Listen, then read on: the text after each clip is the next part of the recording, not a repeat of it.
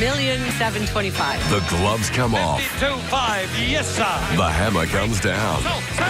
Sold your car, sir. What's my car worth? Monday nights at 8:10 on D-Max. New cars. Classic cars. Crashed cars. Supercars. It's time for an all-new fifth gear. Chops away.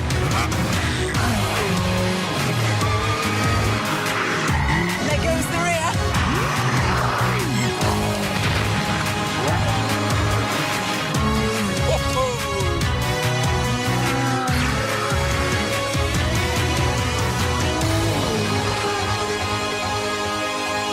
Hello and welcome to Fifth Gear. Behind me are two Grand Tourers like no other. Together they cost over £400,000 and produce over 1,300 horsepower. But which is best? Well, together with Karun Chandok, we're going to spend the day finding out. It's a tough job, but someone's got to do it. Also on the show, Johnny tries out the ultimate getaway car of the 1960s, the Mark II Jag. Go, go, go. The team tests Renault's new city car, the Twingo. How about a donut? Oh. I look at some bargain 4x4s. And Vicky drives Alpha's lightweight sports car, the 4C. Oh, the turbo kicks you in the back and says, hello, I'm here. Right then, down to business. These two GTs have been designed to get across continents at warp speed. So we're going to assess them both on a trip down to Monte Carlo, the sort of posh destination. But we have heard the weather's a bit iffy down there. So instead, we're going to create our own Monte Carlo trip right here at Rockingham Speedway. By definition, cars like the F12 and Vanquish must be ballistically fast. But when one costs £239,000 and the other £193,000, you'd expect more for your money than pure speed. Test 1 will discover if they're exciting to listen to and are agile around some bends. Yes, we're heading into the mountains en route to our Monte Carlo vacation. First up comes an alpine tunnel, the perfect place to test which car makes the most noise. Let's face it, with cars like these, you want to be noticed. We'll both head through the tunnel with our cars wound up to 6,000 revs. I'll be driving the Aston, Karun the Ferrari, and an app on a phone will record the decibel level coming from our mighty pipes. This might have the best of British engineering, but let's be honest, you're not going to beat an Italian car for sound, especially a V12. Ferrari have actually fitted special sound pipes from the inlet to the front of the bulkhead, so we could really appreciate it. Right, first gear, away we go. 6,000 RPM. Just listen to that. Oh, yeah, that's just beautiful music. Sounds impressive, but I've got a V12 as well. I've also got some little valves that open in my exhaust system to make it sound that little bit better. Come on, Britain.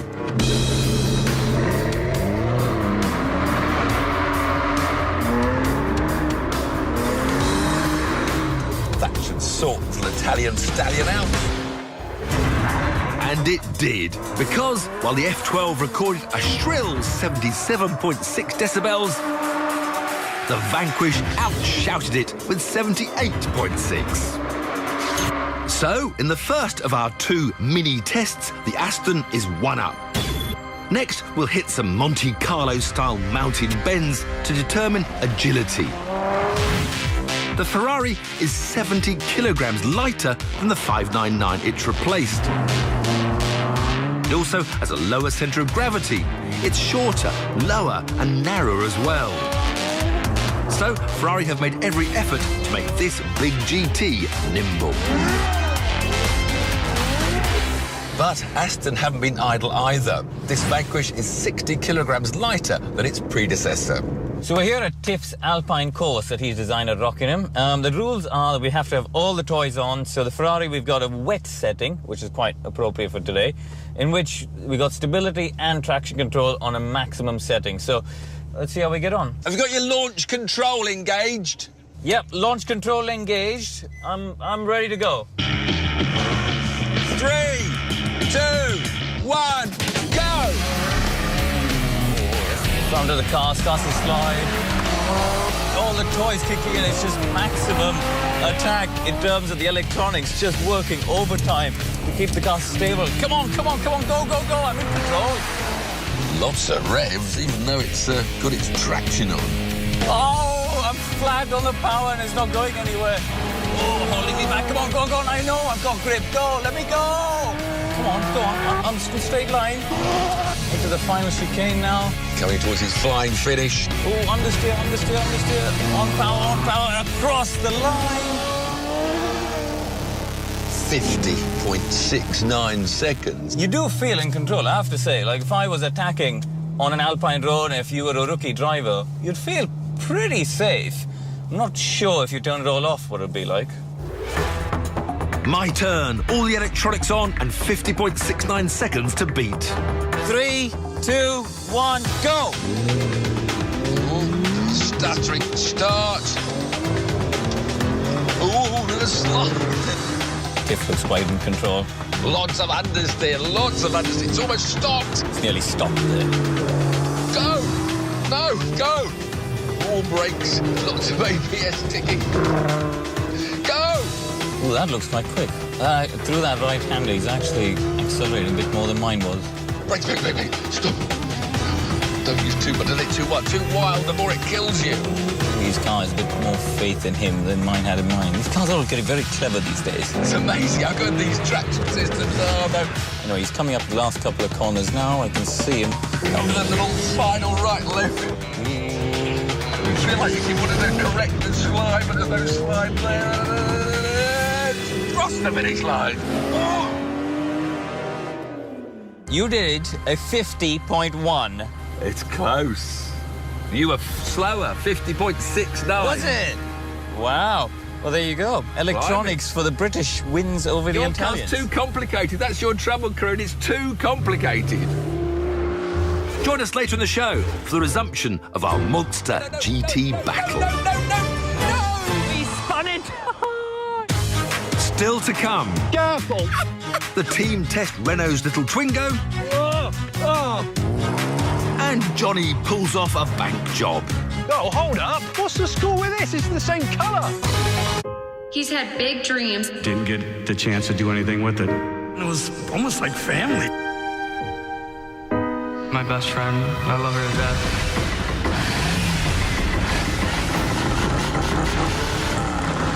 It was a dream coming true.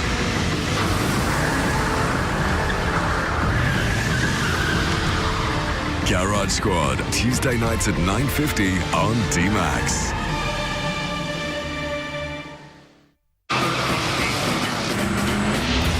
Give it a kiss. He's the hot rod king of Southern California. Check it out. But his family business has a few bumps on the road. Billy D is my pops. He's a huge pain in the but I love him. He's taught me a lot. There is going to be an inherent struggle between fathers and sons. That's my boy. Rods and Wheels, Tuesday nights at 9:40 on D-Max.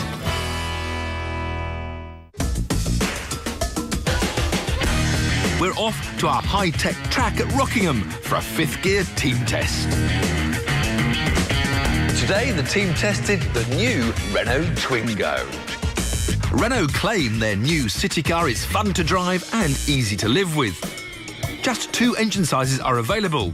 There's a 999cc petrol or a higher-powered 898cc turbo petrol as fitted to our test car. Crucially, this is the new rear-wheel drive, rear-engine Twingo. Rear-wheel drive? Yeah, Hubba, really. hubba. Honestly, it's a minor revolution, this thing. Hurrah! for being different. I think it's so cute. It's a bit like a Fiat 500, but it's a little bit fresher. I think it's got sweet proportions, and it almost makes you want to run up and hug it. So the boot is in the front. Well, unfortunately, it's not quite like a 911. So there's no boot in there? No, there's no storage. That's Where what do you a store radiator anything? The engine's in the back. In the back? Well, there's no room, the engine's in the back. Well, the boot is in the back. It's a radical platform. That should be applauded. I could open it, or I could watch you try and find the button to open it. Was it hard to open? You just open it. You just open what's it. going on with boots now? Okay. I love How do this you little open it? leg swing. It's under... Under there, and then the glass bit comes up. Can we see the engine? Let's have a look. Just going to get this little carpet out. Hello, there's a picture of it. Brilliant. It's cute looking. All the Twingos till now have been three-door. Come, let's go in. I'm using the rear doors. Climbing inside it was a bit weird. It's got a very high floor. In fact, it's quite a high car when you look at it compared to others. This seat dominates my view. It's almost like you are in a different car. It's lovely in the front there, Vicky. You can't see. It's lovely. I like all this sort of anodized looking... Yeah. It does feel really airy. Or I feel a bit Land of the Giants, like I'm so much bigger than the rest of the car, which I'm sure I'm not. I really like this two-tone, I will say leather, but I'm sure it's not. How about the steering wheel adjustment? Can I get... It'll be the French 1 inch. That's better. It's taking off my knees. Yeah. That's a good driving position. Hey, look at this. The car does... Don't start pulling it apart. Oh, Johnny, don't break things. It comes with Tupperware. Is it a French lunchbox? I don't really know what it is. So what we needed to do was to compare the Twingo with our current favourite. And luckily, we had a Volkswagen up here. So, Johnny, remind us, what was the Twingo's basic boot? Let's open the glass tailgate, and voila, 188 litres of boot space. 188? Yeah, it's beautiful. I have got 251 with a little panel that goes to the floor. OK, so that's basic boot. Now, what about if you fold the seats down? They both obviously go. What capacities have we got there? The Twingo's capacity is now... 980 litres. Whereas the... 959. Oh! Well, the Twingo has one more trick. Johnny had a little master plan up his sleeve because in the Twingo, you can put that front passenger seat flat and then lie for the whole length of the car. Watch, look, I could go camping and sleep on my own. Look, and it's really comfortable. So we'll call that 1-1 for load space. Oh, hello, Johnny. Just... Oh, grab tight, would you? We're just going for a little run. OK. What about manoeuvrability? Oh, dear, Vic, you've been stuck, you see. Engine in the back, better turning circle at the front. Vicky proved that the UPS turning circle is not as good as the Twingo's. Bye! We also wanted to know, how did it handle? Is this rear-wheel drive thrills? Was it going to be power oversteer? We needed to know. So we decided to do like a little TIFF-esque auto test. Will it handle like a real? Careful! No, it just understeers. Traction's cutting in. Oh, my goodness. I can't turn the traction. No. How about a donut? Handbrake down with a donut. No. I've just torn something. It won't do anything. I've torn. Oh, my goodness. I don't think Johnny enjoyed that. So the Twingo turns on a sixpence and can carry tall people lying down, but is disappointing dynamically. What will it score? The new Renault Twingo promised to be very different, but in the end, it wasn't really. So it gets a rather sad 6. I like the Twingo inside and out, and I'm going to give it a very respectable 7 out of 10. The Twingo is not only a very well-executed car, but it's different, and it's fun, and it's attractive. And I think all of that should be well applauded. I think it's a car that's fit for purpose. And that's why I'm going to give it an 8. And that gives the Twingo a team test total of 21 out of 30.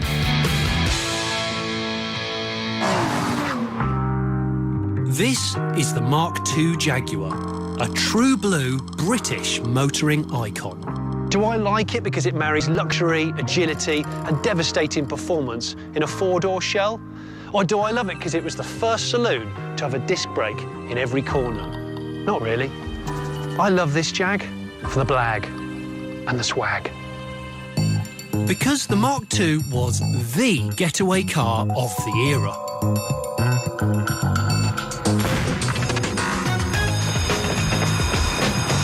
This is Johnny, or Johnny Quickfingers as he's known to his mates. Go, go, go! He likes to keep his money in a bank, but doesn't like waiting to make a withdrawal. This is Johnny's wheelman, Ian. They call him Growler. He also likes Mark IIs. He says they help him pay the bills, but Johnny reckons Ian drives them because they're classy motors that pack a big engine under the snout. The Jag might be the best car to cover miles quickly, but Quickfingers and Growler know that to outwit the Rozzers, eventually you've got to switch to something different. Right, let's change motors quickety-quick. Oh, hold up. What's the score with this? It's the same Mark II in the same colour. Don't worry, not quite as it seems. They'll never catch us in this. It's a beautiful Mark II. It's mine. He's not lying, neither. In fact, when it comes to Jags, this fella's got form. Growler, a.k.a. Ian Callum, is the design director at Jaguar and the brains behind some of the world's coolest cars, including the Jaguar F-Type and Aston Martin DB7. Sometimes, though, he likes to create cars just for himself. He revealed more under interrogation. So how long has this been in the making, mate? How long have you had this in your notebook? Well, this has been my notebook since I was probably about 15 years old. That's amazing. Yeah, this was really very indulgent on my part. I designed this and created it with CMC to just create the car that I wanted. This has taken 18 months to do. Has it really? I loved Mark IIs while I was growing up, but I always felt just a little bit too much chrome in them. So the first thing you notice about it, the bumpers have gone. Yeah. Much more aerodynamic. The chrome is off the sides of the car. Yeah, the side strips have gone. And the chrome's off the middle of the bonnet as well. So it's just to pare it down and simplify it. And that's really what the exterior is all about. And 17-inch wheels, slightly bigger tyres. The front wheel arch comes out almost an inch, 25 millimetres in width to accommodate the wider wheels. So you flared the arch? So this front wing is completely handmade to fit this car. Yeah, so it's quite a bespoke car, really. So here's the thing, we clearly haven't done a 60s bank robbery because we're not crims, but I do want to commit some daylight robbery right now. You do? I really want to drive your car. Give me the keys. There you go. All right? You be careful. Just hang around here, it's really nice view. It's lovely. Bye. See ya. Look after it. When the Mark II Jag came out in '59, it invented the genre of sports saloon. Before then, you didn't have a saloon car with true sports car pedigree. Now, fast forward half a century. As soon as you get in the Callum Mark II, feels light years away from its old brother. For a start, this 5-speed gearbox has much closer ratios, much more forgiving, much quicker to shift. The brakes are even better than the original. The steering's now power-assisted rack and pinion. It's got some mod cons, but Ian's decided to not go for a modern engine. This is still a straight 6, a classic double overhead cam, straight 6 in the front, but it's not a 3.8 like the original Mark IIs came in. They've used a slightly later 4.2 and boarded up to 4.3. The result? 260 horsepower, 280 pounds-feet. That's normally aspirated, still running on twin SU carbs, which sound like this. You get that proper straight 6 bellow. It really feels tailored, altered, but done so sympathetically throughout.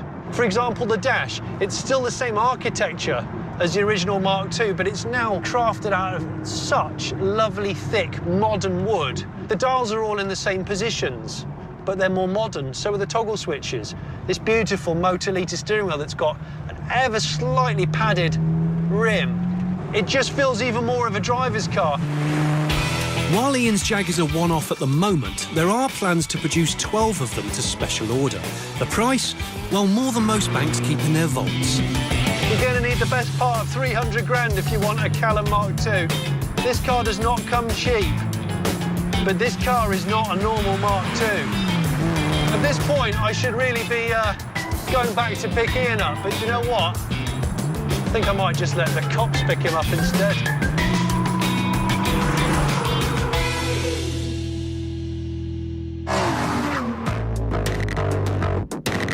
Next up, some second-hand heroes. Interesting buys for people on a budget.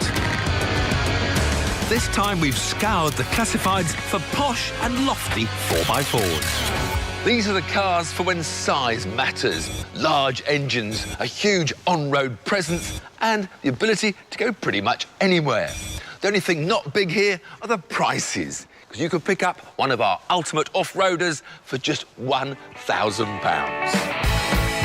My entry-level choice is the car that coined the term Chelsea tractor and brought 4x4s from the country into the city, the 1994 second-generation Range Rover. Range Rover, with its beefy, squared-off styling and its leather-clad interior, it transformed the image of the off-road driver. Not, of course, that many Range Rovers actually went off-road, but just the knowing that it could made it such a wonderful car to be in. So what does it drive like? Well, the old air suspension with a couple of weaves, it soon reminds you how much they rolled in the old days, which is always a bit disconcerting when going into a corner knowing you've got 2 tons underneath you. But that's what they all did, and that's what you have to live with. Unfortunately, these old Range Rovers didn't have the best of reputations for reliability, which means it's even more important you spend a little bit of extra time taking a closer look before you buy. Check that there isn't any dampness in the driver's footwell. This could indicate a leaking heater matrix behind the dashboard, and water can then seep into the car's main computer, which will cost £500 to fix. Ask if the car has had a modern central locking unit fitted, because this car was designed before the days of Wi-Fi, and the remote can be triggered by all the modern-day signals bouncing around. Apart from unlocking the car unexpectedly, this will eventually drain the main battery, and a new unit costs £180. The Range Rover offers incredible presence at a bargain price. But up the budget and you could own a BMW X5, now available from just £3,000. The X5 came at a time when BMW owned Rover. By so doing, they acquired some of the off-road technology from the Range Rover. But in many ways, whilst this X5 was very capable off-road, it was this on-road performance that put it apart from the Range Rover. Now, there was an off-roader that felt like a sports car on-road. It was the handling that really marked this out. The world of 4x4s has suddenly moved up a gear. It's one of the sharpest-looking SUVs money can buy, but make sure you carry out some vital checks. When out on a test drive, make sure the gearbox is changing gear smoothly and not holding gears for too high in the rev range. It's common for the auto box to fail at around 120,000 miles, and a replacement will set you back £3,000. On a diesel model like this one, look out for excessive smoke or a whining sound. This can mean the turbo is on the way out and you'll have to budget £1,500 to fix. Finally, on acceleration, listen out for any knocking from the rear. This could indicate a problem with the rear subframe bushes and a £500 problem with your bank balance. My next choice has a Porsche badge and unbelievably can be yours for just £6,000, the Cayenne. The Cayenne was a controversial car when it was launched. I mean, their idea of a Porsche SUV seemed outrageous, and then there were its questionable looks. But luckily for us, Porsche concentrated on what they really wanted to do, was to create the most sporty SUV on the market. A whole range of engines were offered during the production of this model. Towards the end of the run, there was even a turbo diesel, but you don't really want that. You don't really want the V6 petrol either. So what you really want is one of their V8s. This car's got the entry-level 4.5-litre normally aspirated that produced 340 horsepower. But towards the end of the run, you could have had a 4.8-litre Turbo S with 542 horsepower. Now that's more like it. Owning a Porsche will never be cheap, so it's crucial to ensure you don't start off with a poorly porker. When accelerating hard, listen for any thumping under the centre of the car, because this could be a sign that the prop shaft is on its way out, and replacing that will cost you 900 quid. Also check if the car has upgraded aluminium coolant pipes, because the Cayenne originally came with plastic ones which have been known to crack. Coolant loss could result in catastrophic engine damage, and the aluminium upgrade costs $1.5 grand. Finally, thanks to a combination of weight and performance, the Cayenne can eat tyres in under 9,000 miles. New rubber will cost £200 per corner, so make sure there's decent tread on those rims. So, if you're looking for a super off-road machine on a budget, then look no further than our selection of second-hand heroes. Join us after the break for the resumption of our GT supercar test. I'll give you 7. 7? And Vicky's in Wales, trying out a fast Alpha. A car may look and sound like $1 million, but how much would it go for on the auction block? I think it brings at least $75,000. Every week, experts and owners size up iconic classics in a quest to answer one driving question. What's the number? 80,000. I think it will go at 90 grand. I think she'll bring $1,725,000. The gloves come off. 52.5, yes, sir. The hammer comes down. Sold, your car, sir. What's my car worth? Monday nights at 8:10 on D-Max. This is Kevin. Kevin has a new show where he's out of the lab. Cut, got it. And on the streets. He's bringing experiments so big, so unexpected, they will blow your mind. Street Science, Wednesday nights at 9 on Discovery Science. He's had big dreams. Didn't get the chance to do anything with it. It was almost like family. My best friend, I love her to death.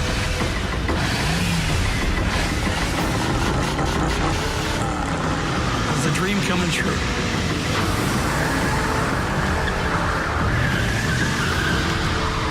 Garage Squad, Tuesday nights at 9:50 on D-Max.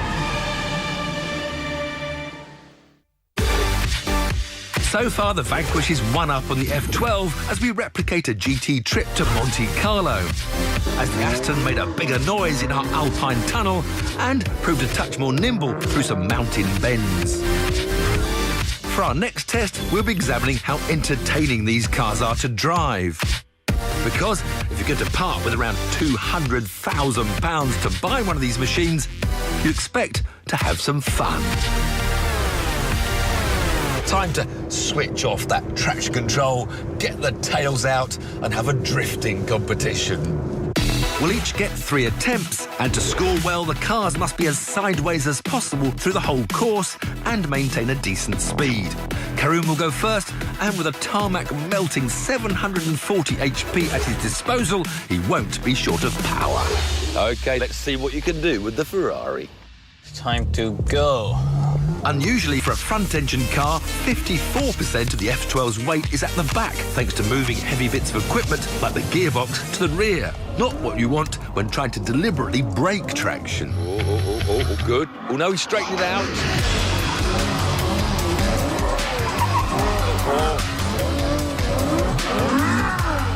Oh, nice ending. Nice ending, Karoon. Oh! Right, that was my first attempt. Let's see the score, let's see the score, let's see the score. 70. 7. You straightened up too much coming up the hill, so I had to knock your points. All right, Karoon, your second attempt. Remember, one more sideways up that hill from the left-hander before you flick it right. Let's see it. Oh, is he over that? Is it? Oh, it's a spin, it's a spin, it's a spin. Oh, that didn't go well. Not only does the F12 have massive power, but massive torque as well. And with no traction control to calm things down, it was clearly proving a handful. Too much power too soon. No, just go back to base now. I'm not even going to score you on that effort. Pressure's on now, Karoon, pressure's on. Just be a little bit not so aggressive on that first left. So, third and final attempt.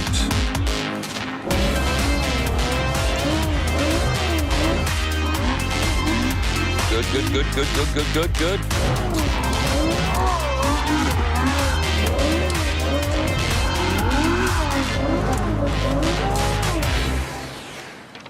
Was better. You just didn't quite get that flick early. It just understeered right where you are now, didn't it? So an 8 for that one. Yeah, unfortunately, my hand flicked the paddle, so it went to first gear and then went into an understeer. Driver's excuses. Oh, your turn. I'm going to back it up and give you a shot. Let me show you, Karun, how it's done. So a score of 8 to beat. Now, although that Ferrari on paper is so much quicker, more torque, more power, when it comes to a slippery surface, too much torque can be an embarrassment. It gets the slide going too snappily. So I'm hoping this Aston's in for another win. Here we go. Wish me luck. This car's suspension is 15% stiffer at the front and 35% stiffer at the rear compared to the old Vanquish, which should improve stability in the bends. Oh, best start. Snap it. Oh, hold it. And flick it the other way. Oh, no. He spun it. Well, I don't know what to say, Tiff. I mean, I could give you a 3 because you got 3/4 of the way around. A 3? I did 3/4 of the course perfectly, and it gives me a 3. Now, don't try and overcompensate. It's not as aggressive off the line. Punch throttle, catch slide. Ooh, a bit slow. It's quite slow in that first come up. It wasn't very convincing. Keep the power in. Lots of stuff. Flick it, catch it. Into turn 1. This is a safe one. Oh, he's looking. That was good. Got it. Nailed it. That was good. He did look good. Oh. If he marks me down now, I'm going to punch him in the face. I'm going to knock some points off because the first one, you were crawling into the first left-hander, but the right was really good. 7? I'll give you 7. Because the right was really good, but the first one was a bit weak. Weak? I had one last chance to prove the Aston could outdo the Ferrari. Oh, he's going for it now.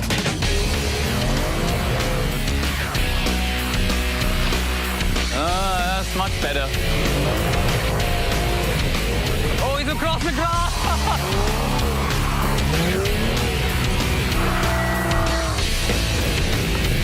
That was good. I bet he'll mark me down for cutting the grass next. I'll have to take away a little bit for his grass cuttings.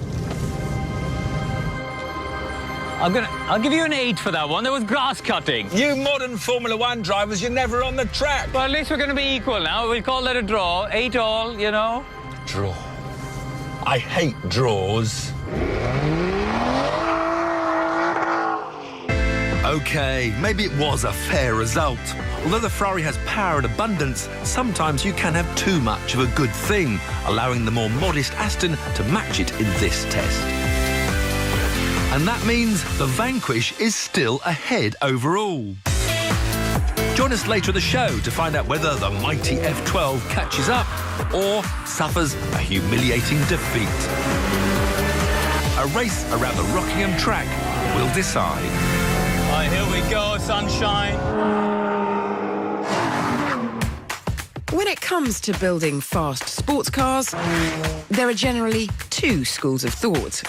There's the pamper route, where you sacrifice a few cattle for the most luxurious of interiors, install a cinema-spec surround sound system and every gadget and driver aid known to man. Basically, you create an executive jet for the road. The only trouble is you end up with a car that weighs just as much. Take the Mercedes SL63 AMG. It oozes luxury, but is only a driver and some luggage short of 2 tons. So, to give it the performance it deserves, Merc installed a thumping 5.5-litre V8. But there is another way to go fast. The pauper route. This is the Alfa Romeo 4C. It costs £45,000. It's beautiful. And it's quick. 0 to 62 comes up in 4.5 seconds, and left alone it'll reach 160. And yet the motor that powers it is a modest 4-cylinder turbo, providing an equally modest 240 horsepower. The Alpha's secret? Weight, or rather lack of it. Because every effort has been made to make the car as light as possible. The central carbon fibre tub weighs just 65 kilograms. Then there are the body panels, which are made of a composite material that's 20% lighter than steel. Lighter, in fact, than aluminium. And the engine's been on a diet too. It is 22 kilograms lighter than the donor motor. That's the equivalent weight of a child. The glass is 15% thinner as well. The result is a car that weighs just 925 kilograms. And lightness means less inertia. So this car should go round bends well. I like going round bends well. Let's see how we get on. I'm staggered at how much grip this car has got, particularly on a wet and very winding and slippery Welsh road. That's partly because the car is so wide, though. It just sort of plants itself down on the ground. The Alfa delivers its biggest punch when it comes to power to weight, with an awe-inspiring 256 brake horsepower per tonne. That is mightily impressive. Turbo definitely kicks you in the back and says, hello, I'm here. Make no mistake, the 4C demands your constant and undivided attention. There's no power steering, and it is so in tune with what's going on the tarmac that you can tell what sex of roadkill you've just run over. I am having a mental workout. All my sensors in my head are just alive and jumping. And if my eyes weren't on stalks before, they most certainly are now. You cannot take your eyes off the road for 1 second. It's just as well there's not a manual gearbox, because I haven't got the time to take my left hand off the wheel. There is no point even turning the stereo on, because the engine bombards your ears. It's either whistling or sucking or doing something. There is a racing pack that you can buy for this car, which costs about £3,500. Don't bother. Save your money for some ear defenders and a chiropractor. And just in case you're some kind of masochist, the 4C comes with a more extreme driver setting. Hold this button down for 8 full seconds and race mode pops up, which turns off the electronic driving aids that have been helping to keep me on the road. Shall we give it a go?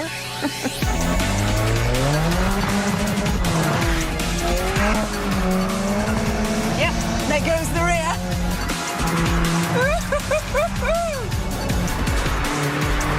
This is not a car that you're going to pop to the shops in. This car will drag you down to your nearest, fastest road and demand a good thrashing. I feel I've been on like a manic cycle in a tumble dryer. I've only been in the car 20 minutes. And that, perhaps, is the Alfa's biggest problem. It wears you out. Like a hyperactive child, it's noisy, constantly demanding, and it won't let you relax for a millisecond. So for most people, their preferred choice will be rivals like the Porsche Cayman. It's more refined and cheaper. But for a few, the 4C will be the most perfect toy they have ever dreamed of. Join us after the break for the climax of our Monte Carlo GT Challenge. Fighting for grip, fighting for grip. I can hear how much power it's got.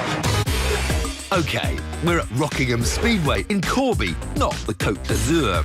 But we've done our best to replicate a millionaire's drive to the south of France. And so far, the Aston has its nose in front, having won the first round and drawn with the Ferrari in round 2.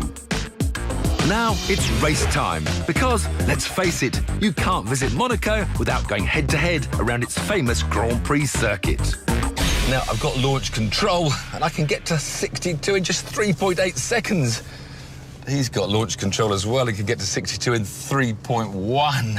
If I can hold him out just enough for the first corner, I might have a chance. 2 laps of the track will decide which is the faster car. We've had our playground games, now it's the real thing. If the F12 wins, it will salvage a draw overall. But can the less powerful Aston humiliate the mighty Ferrari and cause a bit of an upset? 3, 2, 1, go!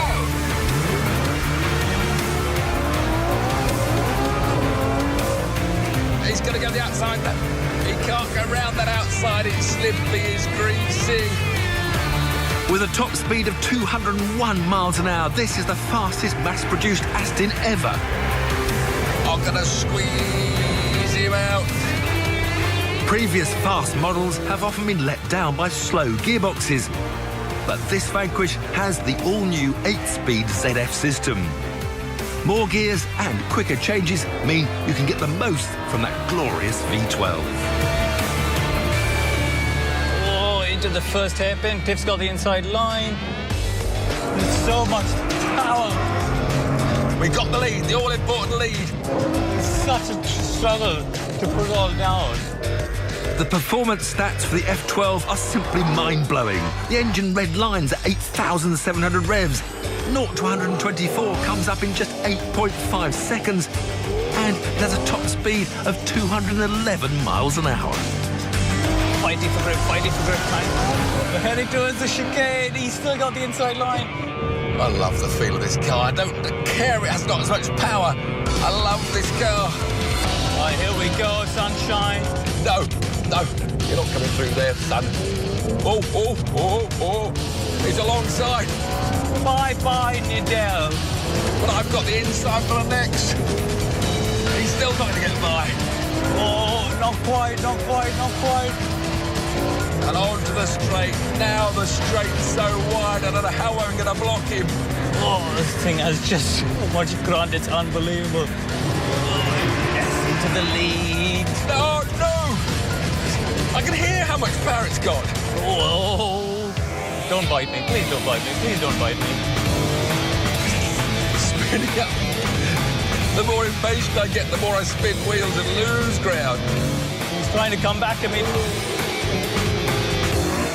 Oh, he's on another side. Big moment. Come on, let's get the exit. Yes, Taylor's hanging on. Right, find a couple of corners into the last chicane. No, he's so fast. That little squirt of power on the straights. I can't get close enough when it really matters. I tell you what, this Aston's got so much closer to that Ferrari than I believe.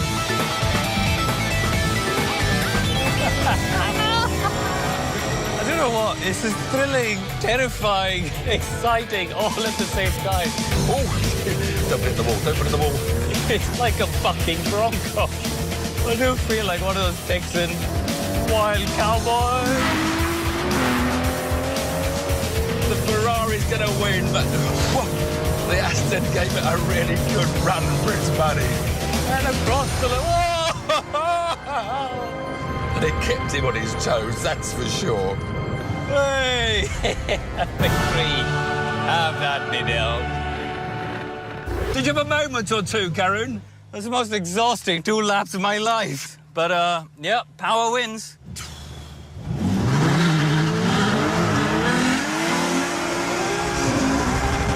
However, when you take the other rounds of our Monte Carlo Challenge into account, the result is a draw. So, after a day with these cars, which one would we ultimately choose? Well, I can assure you that if the conditions were the same and I had the choice of the keys, I would drive home in the Aston Martin. You? I have to say, it's the first time I've had to stay so wide awake in a straight line because it was just all over the place. You know, I could wheel spin even in 4th gear. Yeah, I think I'd feel safer driving home in the Aston. I think I'd be pretty brave to drive home in the Ferrari, but I think I'd be safer in the Aston. Well, anyway, thank you for your time here, Karun. Thank you. Are we going to Monaco next time? Of course, it was just all the tunnel. The ferries were all fully booked. Yeah, we just couldn't get yeah, across. yeah. I was like, next time, Monte Carlo.